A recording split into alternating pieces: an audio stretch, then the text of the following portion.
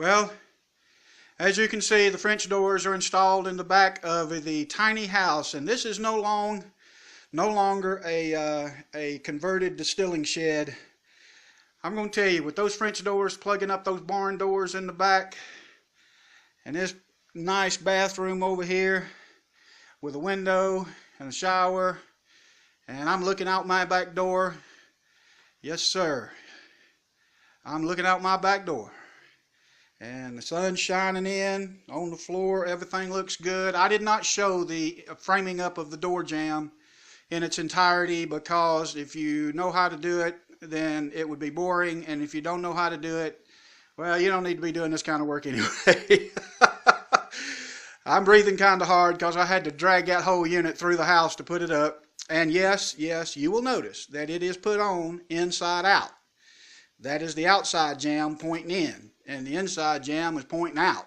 That's because I want the doors to swing out. And you will see that the holes for the hardware is in this left door, so this left door will swing out this way, you see, but I haven't completely done the jamb. I may show that on the other side, how you true a door up, shim it up, and then nail it into the rough end so that you have a free swinging doors that operate properly. That might be worth some instruction. But basically, that's it. Now I just went ahead and got steel thermal pane glass doors because that's what's on the front of the house. So I matched the front of the house, the back of the house to the front of the house. Is it good, you darn tootin'? It's the big fig Newton, as they say.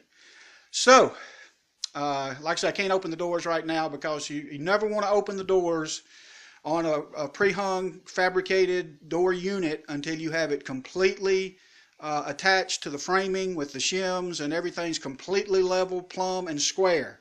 If you ever open the door, you will never get it back right. Well, I'm not going to say never say never, but it's just a lot of work to get it back to the square that it was when it came from the factory. They put in screws to keep it square. They put in all kinds of things to keep it square during the shipping. You take those out. You carefully put it into the door jamb rough end, and then you go shim, get it square, plumb, and level, and nail it off or staple it off with air staples, however you're going to do it. And then, and only then, do you open the door.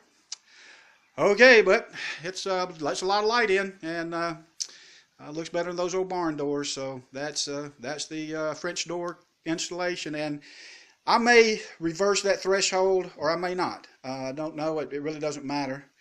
The only problem with installing it this way is the hinges are on the outside. However, let me tell you something. If you've got all this plate glass and all this glass around here and you're going to take time to knock the door off the hinges to get in here, then you need to take up another line of work besides breaking and entering, you know what I mean? So I'm not really going to worry about that a whole lot. All right, we'll talk to y'all later. See you. Bye.